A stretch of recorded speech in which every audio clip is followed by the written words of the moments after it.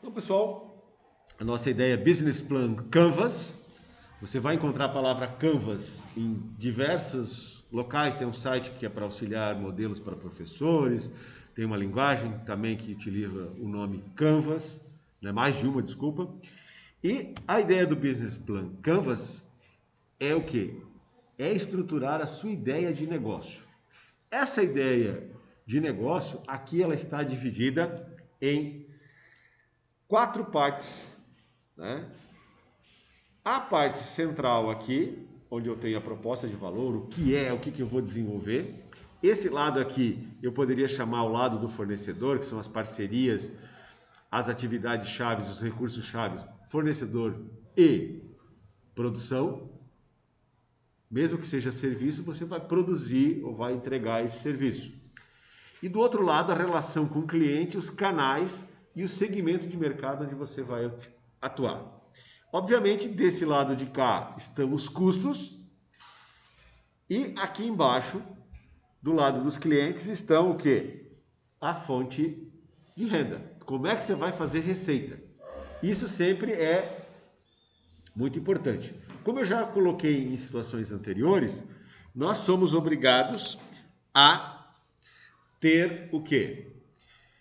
Ter o pensamento, quem vai pagar a conta? Não necessariamente o cliente final. Se você compra um produto da Microsoft, quem paga a conta? O cliente final, você que está comprando, vou lá, tal. Produto da Apple, idem. Mas então como é que a própria Microsoft, a Apple, a Google principalmente, te dão serviços, né? O Hotmail, Yahoo, o Gmail, de graça. De graça, entre aspas. Você, como cliente final, o que você faz? Você, lá na hora que você faz o cadastro, você vai dizer quais suas preferências e tal, e você autoriza. Agora, por isso que teve que criar a LGPD, porque Lei Geral de Proteção de Dados. Por quê? Porque era um problema sério. Os caras pegavam os teus dados e faziam o que eles queriam. Agora existem regras e você permite ou não permite. Quero receber ou não quero receber nada de propaganda. E acontece muito de que, na hora que você está fazendo a utilização das ferramentas deles, aparecerem anúncios de coisas que você já procurou antes, ou de que você falou, agora no celular tá uma beleza. Antes ele, sem querer, tu deixa ele aqui em cima da mesa aberto, tu fala tal coisa, e daqui a pouco ele está dizendo, olha, tem a propaganda tal. A melhor de todas foi, durante a pandemia, meu filho tinha que fazer um trabalho sobre fake news. Nós pesquisamos no computador dele sobre fake news, o que era o conceito, etc e tal. E eu continuei falando com ele. No que ele mexeu no mouse do computador tal, daqui a pouco apareceu o velho da Havan falando: todo mundo na Havan tem que ser careca? Isso é fake news. A Havan tem as melhores promoções agora no seu aniversário de não sei quantos anos e blá blá blá blá blá blá blá blá blá. Claro que o algoritmo não pensou se fake news era um produto ou não, mas pô, era uma propaganda em que tinha a palavra fake news e que apareceu do nada. Por quê? Porque ele é um dos que anuncia forte. Né? Agora não está mais. Mas, por exemplo, um restaurante, não sei se vocês já ouviram falar no restaurante Indaiá, é um dos restaurantes que trabalha muito com.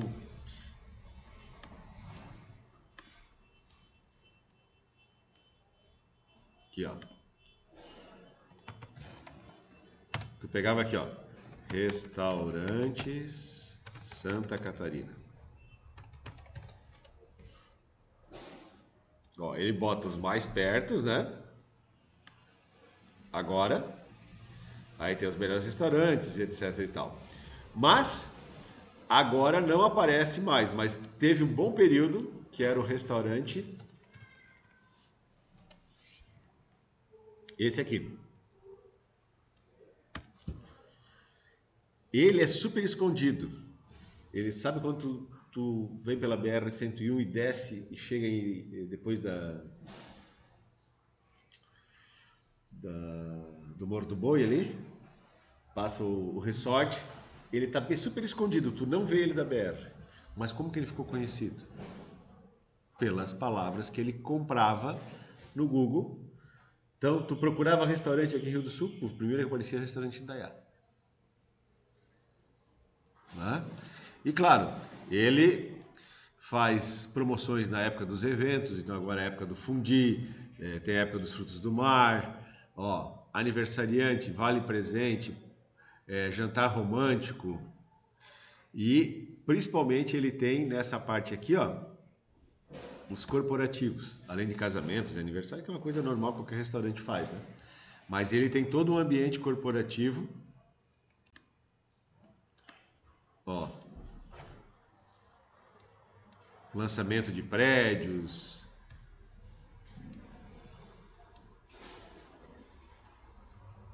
lançamento de veículos, tá vendo aqui? Os famosos assinando o carro, prédio de novo, já fechou aqui. Mas várias empresas têm contratado o serviço deles. Não é barato não, mas ele pagava um valor X para estar entre as palavras mais lembradas de restaurante, de eventos.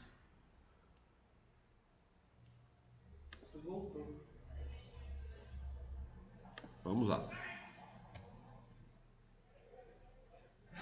Então,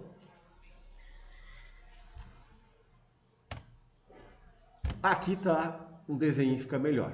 Então, as perguntas famosas. Proposta de valor, o quê? As parcerias, como que eu vou fazer? Quais as atividades principais? Quais os recursos? Ou seja, como eu vou produzir o meu produto ou serviço?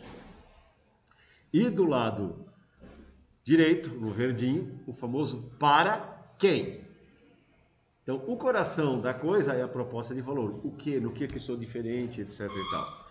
E aqui embaixo, a parte dos custos, quanto vai custar e também quanto eu vou vender e a diferença é quanto eu vou ganhar. Certo? Se eu fosse fazer um da Apple aqui, o que? Produtos de alta tecnologia com design e beleza. Esse sempre foi o slogan do Steve Jobs desde 1977.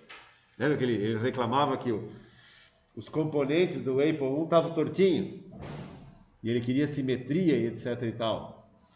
Tanto é que a marca dele no retorno de 1997 a Apple foi aquele Apple que parece uma espaçonave com um acrílico azul transparente que você via as peças lá funcionando lá dentro.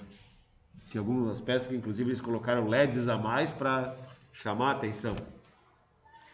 Em vez de ter a caixinha separada, a caixinha era embutida dentro do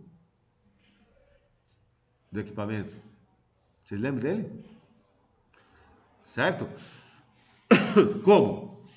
Desenvolvendo tecnologia com parcerias.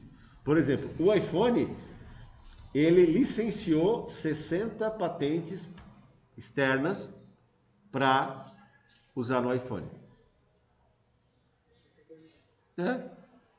De componentes, inclusive da interface gráfica ele tinha uma parte, mas ele precisou licenciar outras, dos aplicativos e tudo mais, certo? Então ele tinha vários parceiros. A Intel sempre foi o principal parceiro, até porque o Mike McCulloch, que foi o cara que investiu na Apple, tinha vindo da Intel, então ele tinha um acesso privilegiado sempre lá dentro da Intel para estabelecer, certo? As principais atividades, né? Como é que eu vou, onde eu vou produzir, como eu vou produzir, né? E os principais recursos. E o relacionamento com os clientes. Tanto é que quando o Steve Jobs morreu, só o primeiro iPhone depois dele vendeu bem. Os outros dois seguintes não venderam bem. Por quê? Porque eles não mexeram no design. E aí o Tim Cook, que é o engenheiro que controlava a empresa toda, questão financeira, onde produzir e etc e tal, o Steve Jobs só se preocupava com três coisas: fazer o produto, promover o produto, certo? E fazer com que as pessoas se apaixonassem pelo produto. né? Eles viram e voltaram a trabalhar com uma equipe forte de design. Por quê? Porque o cara que compra o Apple, o iPhone, o último modelo, ele quer chegar e a primeira coisa que ele faz é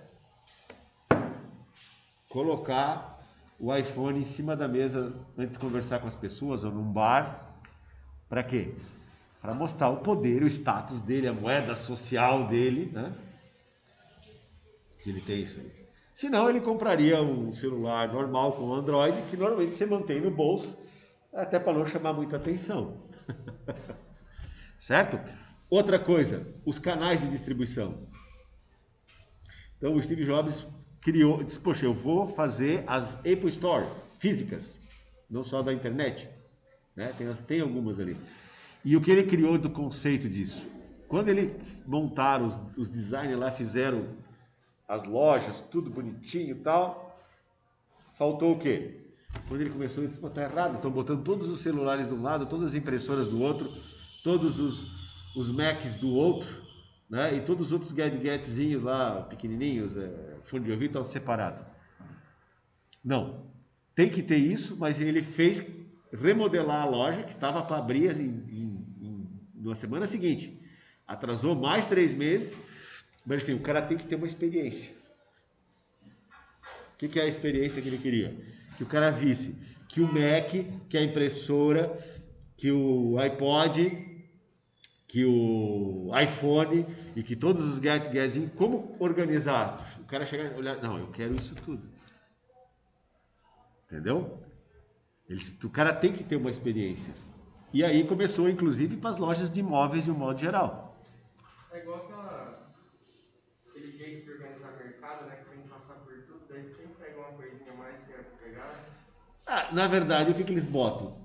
E custa caro para as marcas famosas estar lá naquela gôndola da entrada do caixa. Bala, pilha, né? São coisas que normalmente tu só vai lembrar quando tu tá passando ali para... Uma coisa que meu pai fica indignado é cada vez que tem que ir no supermercado, eles mudaram as coisas do lugar. É para não dar Alzheimer. É que no caso, assim, tu chega no supermercado, tu vai naquele lugar que o produto sempre compra, vai ter um produto novo lá. E Sim, às vezes tu já pega aquele. sim. Eles fazem isso. O rodízio, sim, sim, sim, sim. Tinha um negócio que o Extra fazia lá em Ribeirão Preto, que tu passava numa catraca na entrada, e tu só conseguia sair depois que tu andava a loja inteira e saía do outro lado na outra catraca. Sim. Várias lojas fazem assim, que daí os corredores eles não são contínuos assim. Um fecha na parede e o outro não. Você tem. Isso, é como se fosse um labirinto. É, um labirinto. Bom, proposta de valor. O que a sua empresa vai oferecer para o mercado que realmente terá valor para os clientes? Tá? Aqui você vai escutar muito o pessoal falar das dores do cliente. Ah, a dor do cliente. É o seguinte, as dificuldades do cliente, tu tem que facilitar a vida do cliente. Né? Pensando em supermercado, vocês já viram a loja da Zait? Não? Essa vale a pena, já que entramos na ideia de supermercado.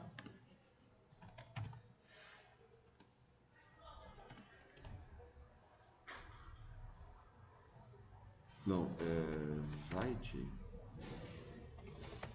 Loja sem caixa. Sem funcionário.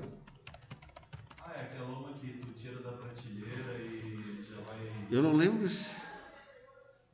Ah, Amazon tem aquela. aqui ó.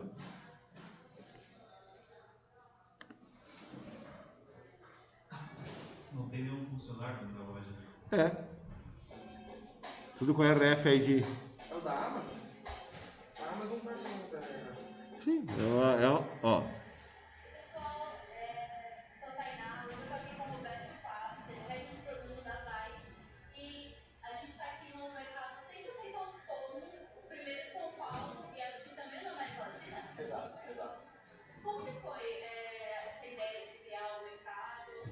Assim, em dezembro de 17 a gente inaugurou a loja em Vitória, Espírito Santo. Então a gente está operando aí há 1 ano e 4 meses já. E durante esse 1 ano, até a inauguração agora da loja no Itaim, a gente veio pilotando diversas tecnologias e melhorando o sistema em Vitória. de modo que a gente apartou essa loja aqui em São Paulo muito mais robusta do que a tecnologia que a gente tem aqui hoje e está conseguindo proporcionar para o nosso cliente uma experiência muito sensacional de compra. Você entra na loja, você pega o produto que você quer e você sai da loja, na saída a gente identifica os produtos que você tem com você e o pagamento é efetuado automaticamente. Baixa o aplicativo, lê o QR Code, reconhecimento facial. É chamado de ratoeira esse tipo de porta aí.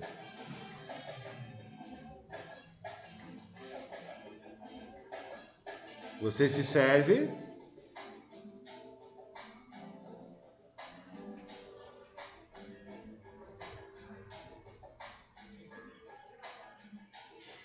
Se quiser aquecer, ó. Quando chega de volta, reconhecimento facial. E o RFID dos produtos é que vai dar o cálculo para ti. As etiquetas são com mais frequência? Exato. A gente utiliza a tecnologia do RFID, a gente coloca uma etiqueta em cada produto e na saída é assim que a gente identifica o que o nosso shopper está levando com ele. Então, cada produto tem a sua etiqueta para você saber exatamente o que a pessoa está levando. Exatamente, exatamente.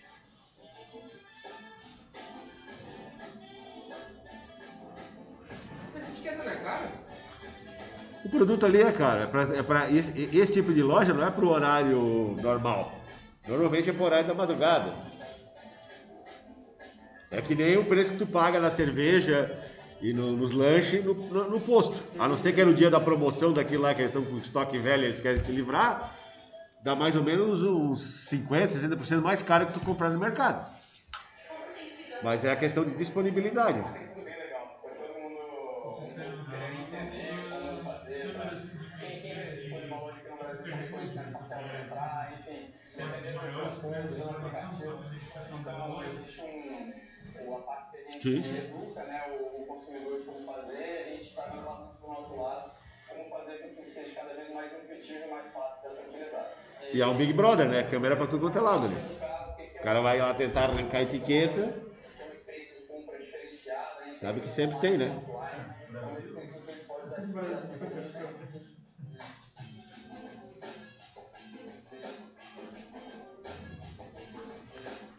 Se tu olhar pela vizinhança, se tu que é de São Paulo, Itaíbibi é um barzinho já mais...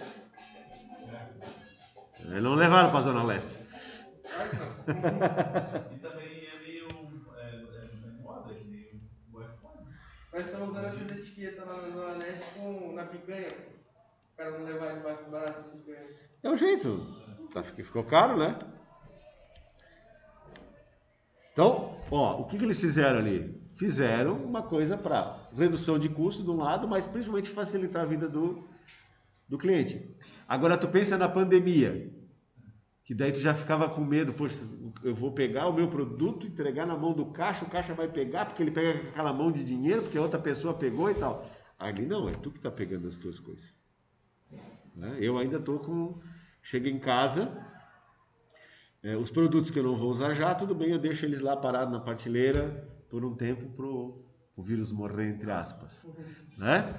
Mas os outros, assim, frutas, verduras, coisas que eu já passo tudo na água e sabão, os frios, as coisas que eu vou para a geladeira, por quê? Porque na geladeira a gente sabe que o vírus tem mais tempo de vida útil, né? 12 horas, 12 e pouco. Então, criou o hábito e ficou assim, né? Outro, segmento de clientes. Quais segmentos de clientes serão o foco da empresa? Não adianta querer atacar tudo. Ali ele pegou a galera da classe média alta para cima. Por quê? Porque tu tem que ter cartão de crédito registrado para fazer o débito ou crédito. Tem que ter o celular, etc e tal. Ele já segmentou. Dá para segmentar por idades. Eu sempre brinco, olha, se tu fosse fazer um pet shop, quais seriam os teus públicos principais? Quem gosta de cachorrinho e gatinho? Tem dois públicos principais. Público número 1, as crianças. Certo? Então, como é que se chega nas crianças? Colégio? Quais colégios aqui na região? Você vai pegar os colégios particulares. Coque, o Rui Barbosa, Unidade, Dom Bosco, IMA, né, o Galileu lá em Tuporanga, são os colégios particulares que nós temos.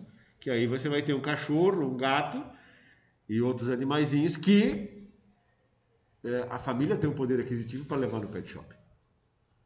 Tem gente que tem cultura de cachorro e gato, mas não passa bem longe do pet shop. E o outro são o quê? As pessoas mais idosas. Onde é que você as procuraria na época que não tinha pandemia? Nos clubes dos idosos, né? Na associação de aposentados, etc. e tal. Como o cliente compra e recebe o seu produto? Tá? Canal que eu vou usar? Eu vou usar a internet, eu vou usar físico, eu vou fazer um misto dos dois, que hoje é o melhor dos mundos tu ter um misto dos dois. Por quê? Porque, principalmente se tu for trabalhar com aposentado, ele quer saber que tem uma loja física ali para onde ele ir reclamar. Ele quer ver um produto também. Tá? Então, eu sei de pessoas de mais idade que não compram na Amazon porque não sabem onde está a loja. Mas compram na Colombo, compram na Queires, compram na... E também tem aquela questão de ver o produto. Eles vão ali, veem o produto, ah, tá, beleza. Aí tu vai lá, encomenda. Eu, por exemplo, comprei na Colombo um ar-condicionado, alguns anos atrás. Eles só tinham o catálogo e eles não tinham a máquina, eles só tinham a frente do ar-condicionado pendurado na parede para tu ver como é que ficava. Aí podia escolher a cor, escolhi já um mais amareladinho, porque daí já ele vai ficar amarelo, o branco vai ficar amarelo de qualquer jeito e combina mais com as paredes da minha casa. E daí ele disse assim, ó, em 3 dias o ar-condicionado tá aqui. Já me vendeu, né, voltando para cá, o que era o foco, com o serviço de instalação da própria fábrica. Ou seja, a fábrica diz, se você comprar, aí tu pegava qualquer instalador, queria R$400, né? Eles estavam vendendo a 200. E a facilidade da... Com a garantia. Com a garantia, justamente isso, a questão da garantia. Que facilitava bastante a coisa. Dizava É uma autorizada que faz, não é? É autorizada. Daí vem aquele negócio de parceria também, não é? Sim, aí é que tá a grande sacada. O cara tem a parceria, vai fazer mais barato, mas ele ganha no volume. Né? E a empresa tem a garantia de que o cara não vai fazer nada errado, porque é o cara que só trabalha Sim. com eles.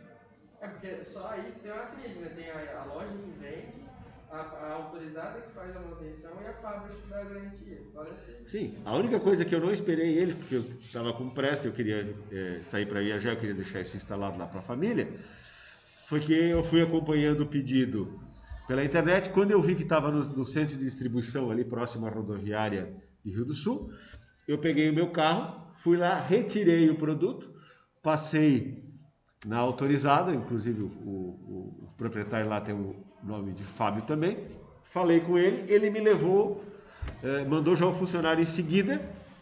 Quando eu cheguei em casa, em seguida o funcionário veio e disse, olha, nem tira do carro, que lá o pessoal me ajudou a colocar a coisa, que o meu funcionário já te retira do teu carro e já leva e coloca. Né? Daí eu mostrei os fios que eu tinha pego para fazer a instalação elétrica, ele confirmou que estava correto, ele só faltou só um conector e tal, mas isso eu levo aqui da loja. Poxa, super rápido e prático. Então, como eu vou chegar com ele e como eu vou me relacionar, tá? Vou fazer visita pessoal, a questão, aquele ar-condicionado que eu comprei tinha todas umas etiquetas de baixo consumo de energia e de não agressão ao meio ambiente, tá vendo? São coisas que são bons apelos para a venda, tá? Principalmente na Europa, né, que tu vê muito, lá o pessoal daqui vende bastante, tu vê vários caminhões, containers, indo para lá com móveis mais rústicos, mas tudo de reflorestamento. Então, tem que ter essa parte socioambiental bem explicitada também. Quais as atividades chaves essenciais para que seja possível entregar essa proposta de valor? Quais os passos para a produção desse produto ou serviço? No caso lá, da ideia que foi apresentada pelo Gabriel, era o quê? Só os passos de importação, né, já são uma lista grande aqui do teu planejamento.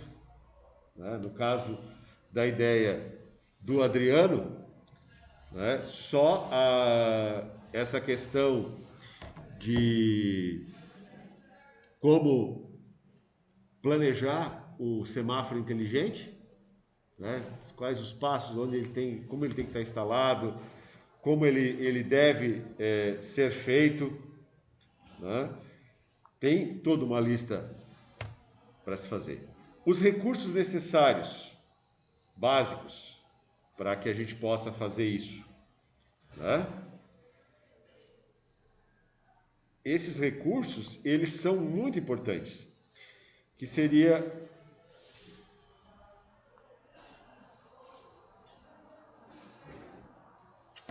o quê? Por exemplo, quais as peças que eu vou precisar, certo? Que tipo de mão de obra eu vou precisar para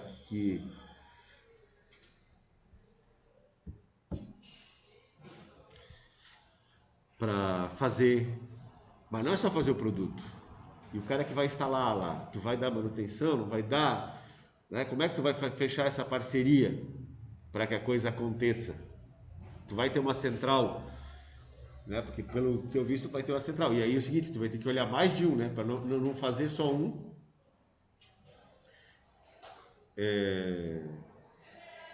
Não fazer só um semáforo fluir bem e trancar lá no outro da frente. Isso é uma sequência. Fazer a famosa onda verde, né?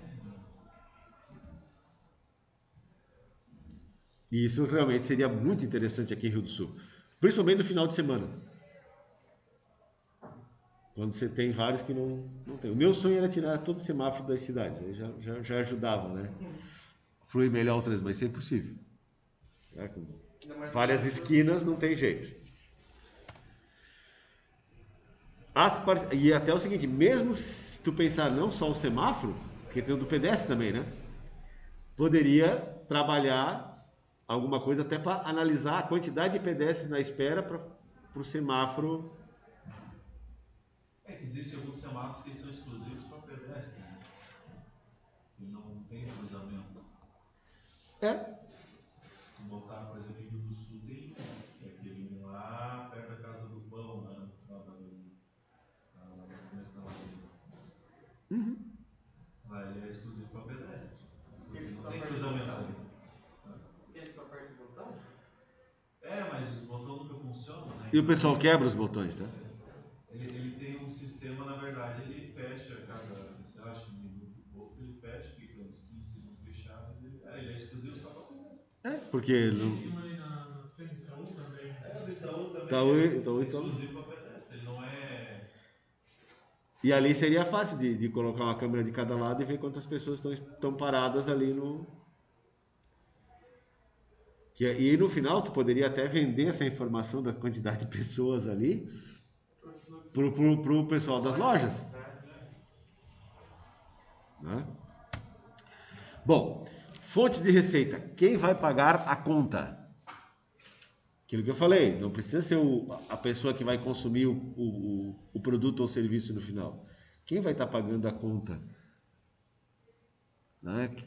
Como tu vai gerar fluxo de receita? Né? Já passei para vocês lá sobre a guerra dos navegadores?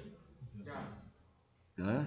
Então, vocês viram, quando o cara lançou o Netscape Navigator para a internet, o cara faturou 600 milhões num pregão. E o que ele fez como é que ele ganhava dinheiro? Exatamente pelos anúncios. Tu baixava o Netscape, né? Tu podia, eu quero a versão melhor, tu pagava. A versão padrão, tu baixava. E ter essa quantidade de usuários, ter os dados desses usuários e poder mostrar os produtos. Assim como depois que a Netscape foi comprada pela Microsoft, e daí parou a Netscape, a Google surgiu e levou essa fatia de mercado das propagandas. Os famosos AD, né? Ads. Ads em inglês, né? Que são essa questão dos comerciais. A outra, estrutura de custos. Quais são os principais custos que tu tem? Inclusive, aqui no Brasil, depois a gente tem que ver a questão dos impostos, que é um custo bem pesado aqui no Brasil. Claro, para nós da informática, a gente pode começar com um MEI para testar. Na área de serviços, na área de revenda, inclusive revenda de equipamentos tem um. E aí é o seguinte, o imposto é só R$ 68 por mês. Só que você, no ano, pode vender apenas R$81 mil. Passou de 81, você vai ter que, a partir daquilo ali, mudar o regime para uma empresa Eireli ou limitada. E aí começa, na faixa de micro e pequena empresa, ainda tem alguns benefícios. Até que a gente sempre espera que chegue lá com receita acima de 1,5 milhão, 1.200.000 por ano. Aí já pagar imposto tranquilo, já está vendendo bastante, tem bastante funcionário. O problema desse que eu estava olhando no negócio de importação é que estava olhando o negócio do pai, que é uma mesa de corte, né? Ela custava $1.200 e poucos. Mas o imposto era $1.400 e poucos. Sim. O imposto era mais alto do preço do produto. Ah, tá. E outra coisa, você tem que colocar o NCM na especificação. Por exemplo, lá em 2020 eu ganhei o prêmio de... como é que era? Prêmio na área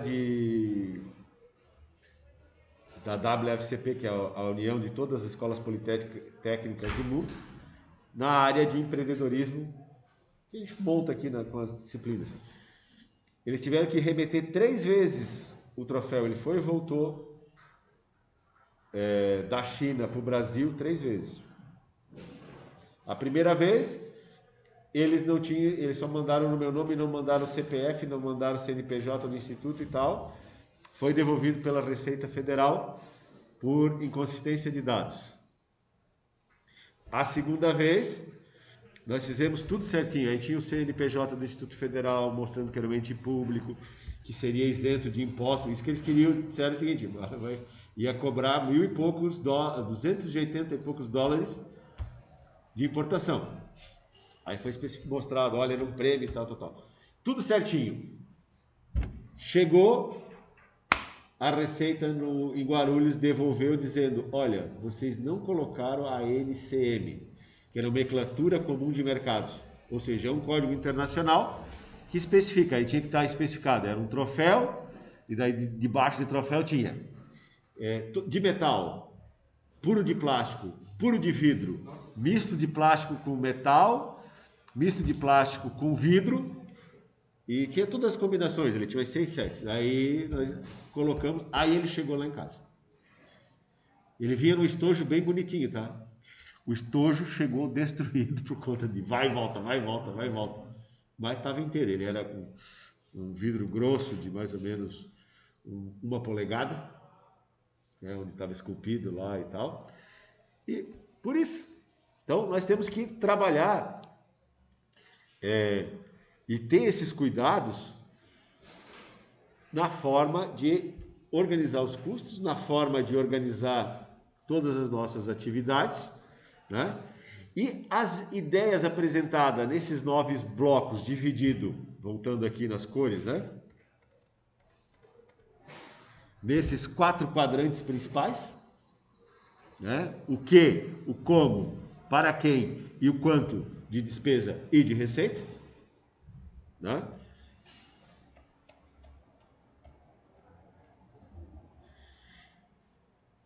Então, qual a forma que você irá operar e gerar valor no mercado? Definir os principais fluxos de processo, permitindo uma análise e visualização do seu modelo de atuação no mercado.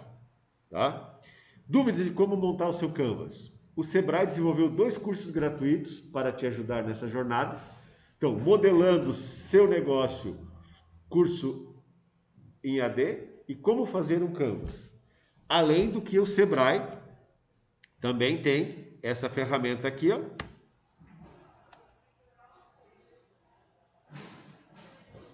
que é o sebraecanvas.com. Então, ele é legal porque você entra nele, faz o teu cadastrinho e ele vai fazendo perguntas e monta o Canvas para ti. E depois você pode voltar, pergunta por pergunta, e ir alterando. Ele monta o modelinho do Canvas.